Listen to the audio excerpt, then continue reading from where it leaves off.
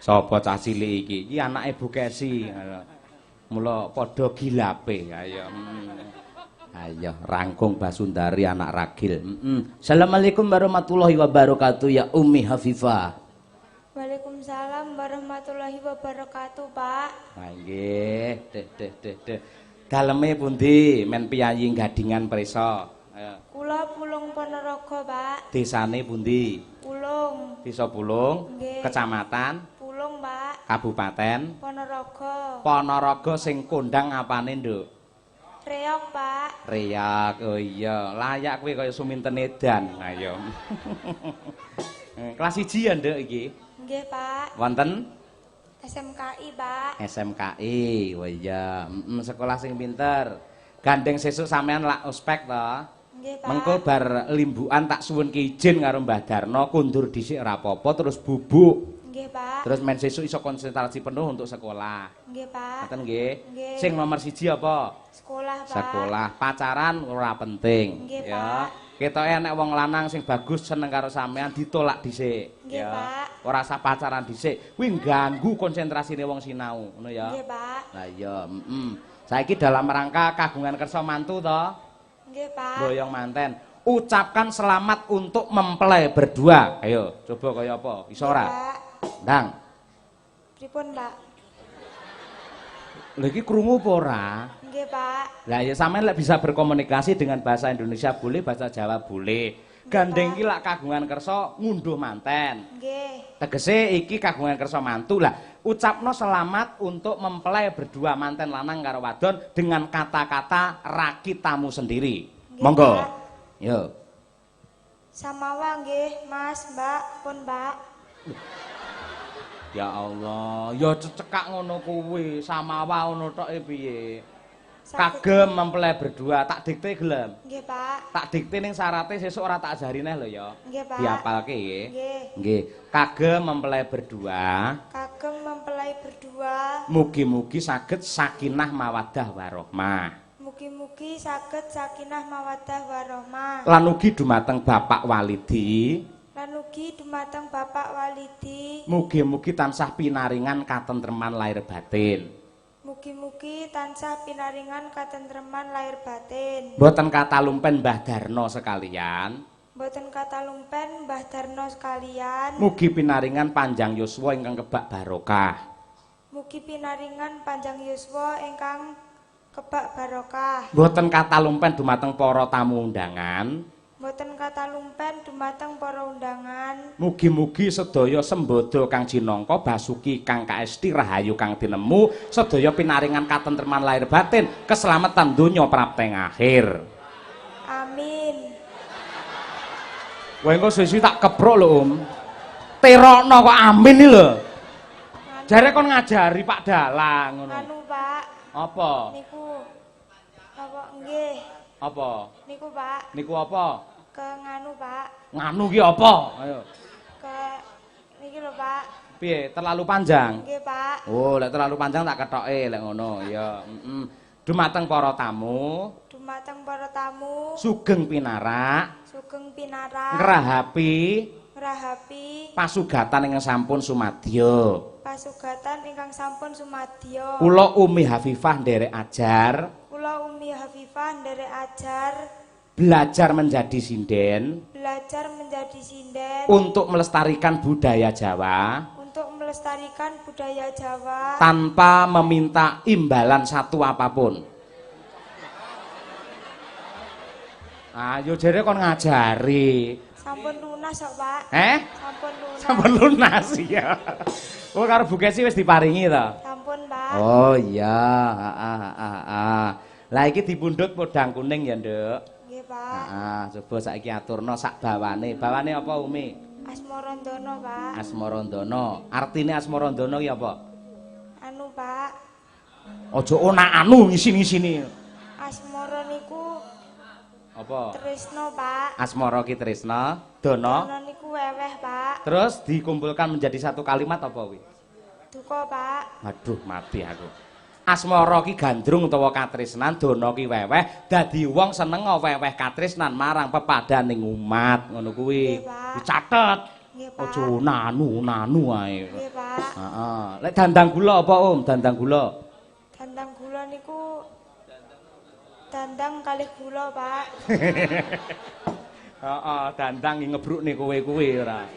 Dandang gula, dandang iku kudangan, gula ki legi. Biasane iku kudangane wong tuwa ning anak. Kuwi mesti legi, mesti apik. Le kowe esuk dadi dokter, kowe dadi insinyur, kowe dadi presiden, kowe dadi guru, dadi dosen. Kuwi dandang gula. Nggih, Pak. Ora enek wong ndongake, wong tuwa ndongane anak.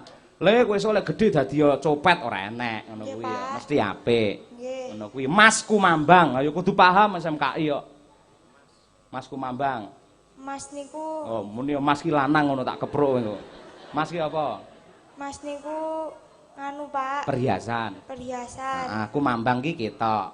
Nggih, Pak. Heeh. Dadi menungso aja mengiran karo donya, ning mengirano karo Gusti Allah. Ayo disembah manut piwulange weda suci kang wis gumathok. Nggih, Pak. Kuwi Mas Kumambang. Nggih. Apik kabeh. Pangkur apa? Pang kalih kur, Pak. Ya ta. Njaluk dikepruk ta sinden iki. Ayo. Pangkur ki pungkur ki mburi, lelakon sing kawuri cukup dadi kaca pengilon sing apik. Ayo didandani sing luwih becik. Nggih, Pak. Ngono kuwi ya. Nggih. Sukma ilang apa? Sukma ilang. Sukma niku sukma, ilang niku ilang, Pak. Terus piye artine apa kuwi? Nggih, sukma ilang, Pak. Sukma ilang, tegese mati meninggal. Nggih, Pak. Oh iya, ya wis bener kaya ngono kuwi. Sukma ilang, ngono kuwi apik. Ya saiki nembango, malah stres tak takoki terus kowe engko. Ayo. Ya. Nah, yo. Nano. Nadyan wujud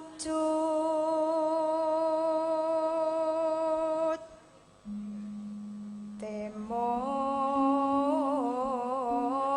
peksi. Lek omong polos agal gruwal-gruwal bareng nembang kok ya apik. Lah ya jenenge nyolong pethek ngene iki. Nadyan wujute mung peksi. Peksi iki apa, Nduk? Manuk, Pak. Manuk, iya pinter. Nana. Nah.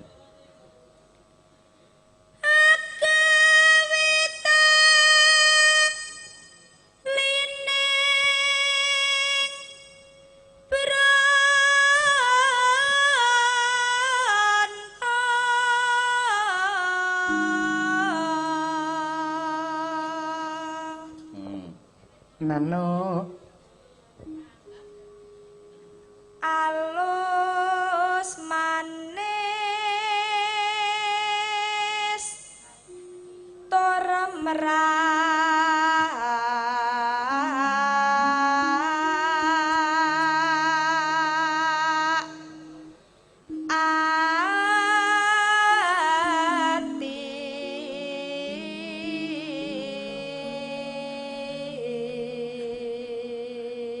Bocah iki elok tenan suarane apik. Lah iya to. Apa bapakmu iki dalang to, Om? sanes, Pak. Pengrawit, Sanes. seniman, Sanes, Pak. budayawan. Sanes. Lah apa? Tukang cat. Tukang Pak. tukang cat. Sik tak alurke meneh. Ibumu mesti sinden. Sanes, Pak. Waranggana, Sanes. budayawati, Sanes, Pak. seniwati. Sanes. Lah apa? Bakul kerupuk. Pakmu tukang cat, ibumu bakul kerupuk. Nggih. Sik rong enek iki darah senine. Mbahmu aja-aja. Nggih, Pak. Mbahmu apa? Nganu, Pak. Nganu apa? Niku lho, Pak. Anu, Pak. Apa aja anu wae. Sawengi guru anu wae. Anu, Pak, yoga teng anu niku lho, Pak. Teng reokan wonten niku lho, Pak. Oh, yoga reok. Sing nabuh apa? Gong, Pak. Oh, guru ngono kae. Nggih, Pak. Oh, iya. Dadi iki darah seni sing mudhun ning sampeyan iki saka mbahe sampeyan. Nggih, Pak. Oh iya, sik sugeng mbahe. Sampun almarhum, Pak. Oh, wis seda. Nggih, Pak. Nate nyekar ana makame mbahe? Nggih, Pak. Oh iya, syukur. Ndonga piye lek nyekar ngene mbahe njajal? Nggih, Al-Fatihah, Pak. Fatihah, bar Fatihah apa neh? Anu, Pak. Apa? Kathah. Kathah ki apa? Nggih nganu, Pak. Mbah ngono. Nggih, Pak. Mugi-mugi ngono. Nggih. Lepas soparane jembaro kubure. Nggih, Pak. Oh iya, Kuwi sumbermu ya, Nduk. Nggih, Mula Pak. sampean kudu tetep bekti, menghormati ngono. Nggih, Pak. Ya, Yo lanjut.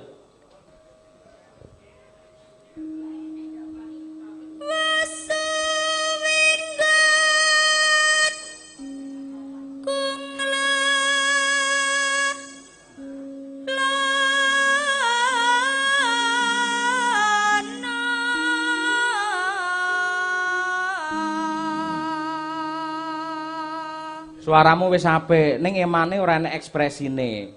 Sampeyan tak aturi jumeneng berdiri iki pamrih berekspresi Nggih, ngono. Pak. Digerakke astane ayo. Nah. Nano. Ya aja diinggeng ngene ndak kaya wong donga kowe iki. Diobahke. Nggih, Pak. Diobahke. Diobahke. Nano. Golek isi. Lah kaya wong ayak le ngono kuwi. Sing apik to, sing peni sing luwes, goleki nyekel dodo Nggih, ngono. Pak. Goleki sipodang kuning ngono kae. Nggih, Pak. Ndang. Golek isi podang. Benar. Luding kono. Wuwunge wong kae. Nah. Sawangen, tanganmu sawangen. Nah, ngono kuwi. Heeh. Nggih, Pak. Men apik disawang. Mlaku rono ngiwa. Nano, yo. Terus, mlaku terus. Bunga Mudhun bablas neng pawon isa-isa.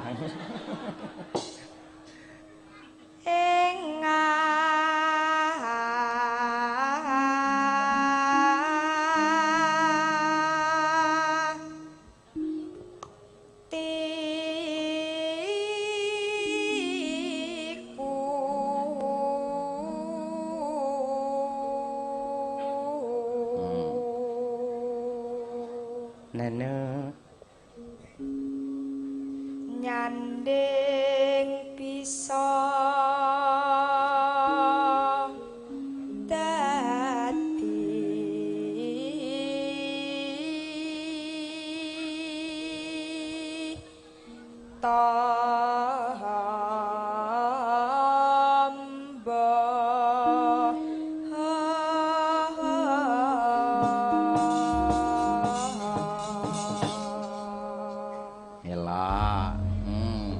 Cengkokmu ya wis apik karo laras ya pleng, kedale vokal iki cetha, a i u e o ne iki jelas. Nggih, Pak. Prestasi yang pernah diraih apa wae? Juara setunggal lomba mocopat tingkat kabupaten, Pak, kelas kawan SD. Pas papat SD. Nggih. Apa neh? Juara setunggal lomba nembang mocopat tingkat kabupaten kelas 3 SMP, Pak. Elok, isik neh? Tesih, Pak. Juara apa? Balap karung? Apa neh? Sanes, Pak. Lah apa? Juara setunggal sindenan wonten Blitar, Pak.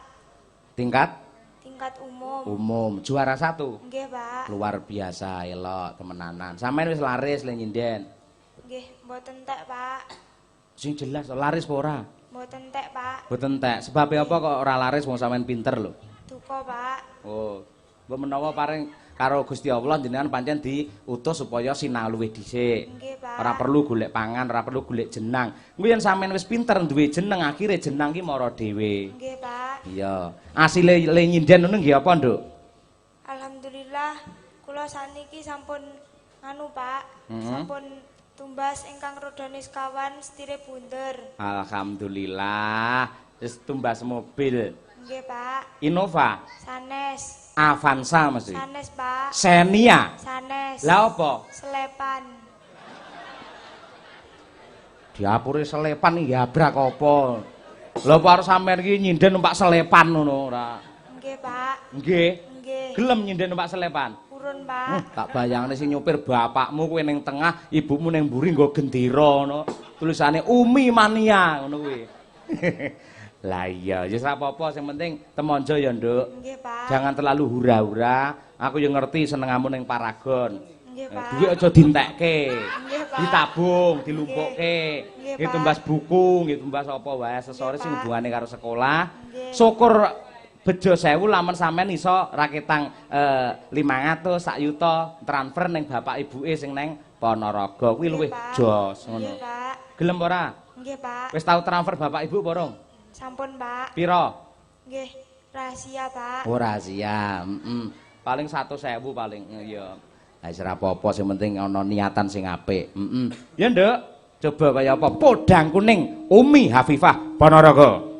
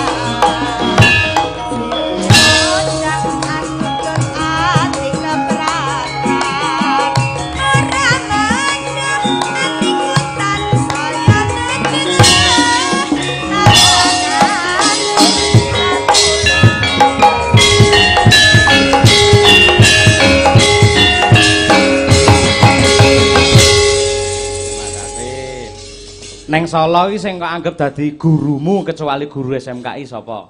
Bu Kesi, Pak. Sing kok anggap dadi ibumu neng kene iki sapa? Bu Kesi, Pak. Pengen diapresiasi, diparingi saran karo Bu Kesi mboten? Nggih, Pak. Nah, Bu Kesi ya anak wedok kek saran. Ya. Nggih. Nggih. Men saya apik, men saya berkembang. Nggih, Pak Dalang. Iya. Nduk Umi pancen dadi sinden ing jaman milenial, jaman saiki. Kuwi pancen tanggung jawabnya luwih abot utawa tantangannya luwih abot tinimbang pesinden ing era 70-an. Mergo napa yen rumiyin pesinden ing era 70-an namung mrigi nyindeni gending-gending menghias lagu supaya gending niku wau endah dipun mirengaken. Nah, sakmenika pesinden ing era milenial menika dituntut mentalipun kedah kuat inggih menika menghadapi penonton. Yen riyen kan madhep teng dalang, nggih teng wingking. Nah, sakmenika kedah madhep teng penonton disuguhkan kepada penonton. Nah, mula saka kuwi pesinden saiki kudu pinter anggene sinau babakan materi gegendingan. Ing antarane ya gending-gending klasik diudi, gending-gending kreasi uga diudi. Supaya iso gending-gending klasik lan kreasi ora ana liya carane kudu sinau sing sregep. Sinaune piye carane Ndumi? Mirengne kaset. Nah, sakniki kan YouTube menika dados sarana untuk media belajar. Yen riyen sik kangelan arep sinau, ning saiki lewat YouTube sampean ora kudu sinau lewat guru secara langsung. Ning lewat media elektronik kuwi wau sampean mung iso ngrungokne, iso nonton dhewe, sinau dhewe. Nah, mula kudu luwih pinter timbangane sinden generasi biyen, ngono ya. Ning tak amati racake pesinden generasi saiki kok secara kualitas akeh penurunan. Nah, niku ingkang kula sayangaken dalam hal materi gending-gending tradisi. Niku Pak Dalang. Lah mula mongko saka kuwi Umi tak suwun aja ngantek dadek sinden sing mung isone gending-gending lagu-lagu dolanan ning uga mersudi ing babakan klasik ya Nduk. Kaya Bu Kesi iki lho. Dadi kondangi Bu Kesi lak perkara nggih Pak Dalang, janjane dudu kuwi. Kuwi mung daya tarike Bu Kesi iki. Nek sejatine keilmuane Bu Kesi kon nyindeni apa wae mesti insyaallah bisa. Lah saiki lek wong sinden-sinden generasi saiki diterokne lak perkara banyole, perkara nggih Pak Dalange, heeh to.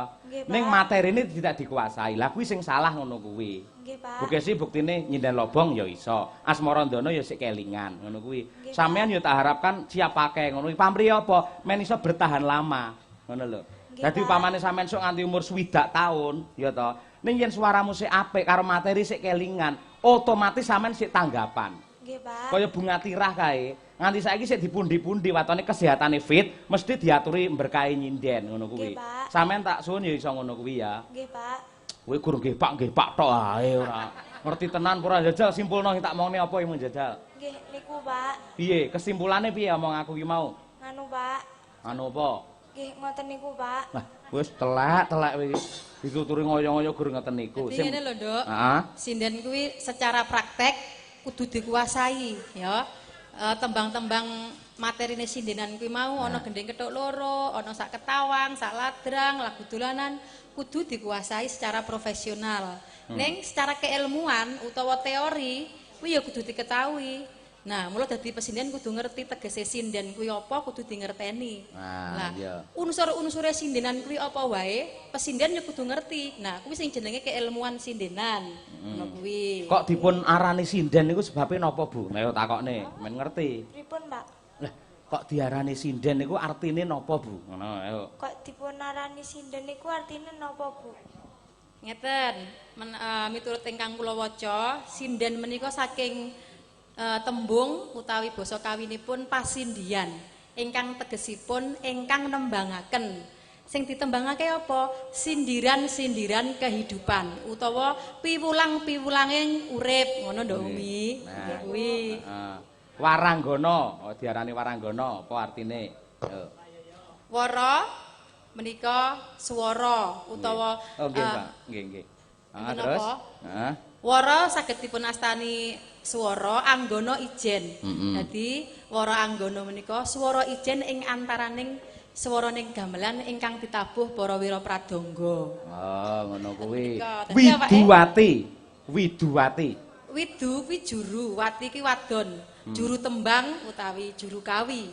Ngono kuwi. Wati menika kan wadon utawi widu menika sugih. Sugih swara. Wati sugih, widu ki wadon. Wong wadon sing sugih swara. Seneng ngonek-ngonekne sing lanang ngono lho. Mboten. Menawi kula kan mau njenengan pun ngendikan, yen kula teng griya niku kalih panjenengan jan sopan ngajeni.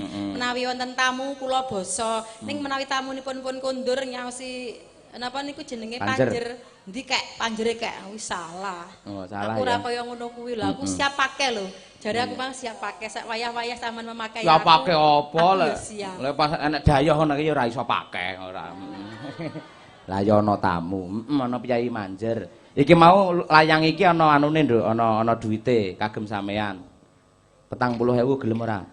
Nggih, Pak. Oh ya, tampan ana, lumayan lho ya. Nggih, Pak. Matur Kena nuwun, nggih Pak. tuku wedak ya. Nggih, Pak. Nah, wedakmu mereknya apa to? Anu, Pak, Ines. Ines. Nggih. Kok ora ngangge pon apa kliwon ngono? Mboten, Pak. Buatan Ines ya. Nggih, Pak. Oh iya, apik. Terima kasih. Aja lali pamundhute Mbah Putri. Mbah Putri ngersakake sambel kemangi. Mbak Anis ya karo Mbak Diajeng Chandra Mulya sik ya main berdiri berdua dalam lagunya Sambel Kemangi. Wah ya, coba diaturake marang Mbah Putri mugi-mugi tansah pinaringan seger waras, kuat momong anggenipun momong putra mayah Mbah Putri. Ya amin. Ya. Coba kaya apa tak golekne sinden sing menik-menik. Ya iya. Jan elok temenanan. Iki mahasiswi isi Surakarta. Oh iya. Diajeng semester pinten, Nok? Sekawan, Pak. Sekawan. Mbak Anis semester pinten? Semester 8. Semester 8. Kari luluse nggih? Nggih. Terus rabi nggih? Nggih. Desember sida ta Desember? Insyaallah. Ayo, lah kok ora ndang nggenku kuwi piye? Nggih, benjing. Benjing selak dinggeni wong kok ndak aneh. Ayo to, ben mikir sekolah sik. Yo diaturake Sambel Kemangi kunjuk Mbah Putri lan sedaya para pamriksa ingkang kepareng wungon wonten ing Gadingan Mojolaban. Dados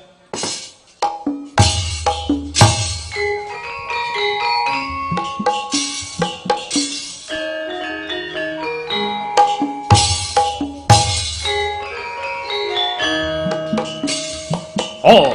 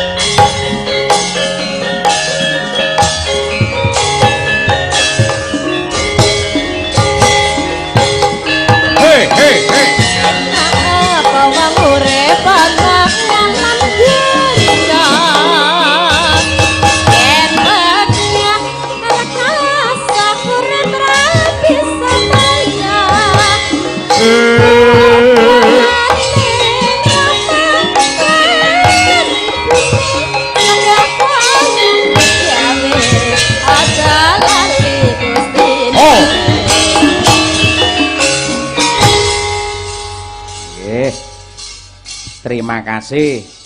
Atur wuninga bilih pagelaran dalu menika ugi kasiaraken lumantar streaming video. Ya, lumantar YouTube. Kuntadi channel. Kuntadi channel menika link utawi alamat resmi kangge YouTube kula. Oh iya, dados menawi mboten saged rawuh wonten ing Gadingan mriki, wonten ngentak mriki, saged monitor mbikak YouTube Kuntadi channel. Wah iya. Dasare iki akeh sing kepareng monitor. Ora mung wong sak Indonesia, sak dunia kepareng presani. Ya. Menika saking Bapak Kolonel Widodo Surabaya kepareng monitor. Nggih, sembah nuwun Pak Dodo. Lan ugi menika sugeng dalu Pak Dalang nyuwun tembang Mawar Kuning. Nggih. Sembah nuwun sukses selalu Pak Dalang. Amin. Nggih. Assalamualaikum warahmatullahi wabarakatuh. Waalaikumsalam. Pak Dalang nyuwun tembang Sesideman. Salam katur Mbak Lulu, Mbak Ira, Mbak Vero, Mas Haryanto, Pandi, sugeng mirsani sedaya mawon saking kula Mariono. Wah iya. Nyuwun langgam kadung tresna saking kula. Ngikuti liwat streaming Budi Selaung Ponorogo. Wah iya. Matur sembah nuwun lan sanes-sanesipun nggih.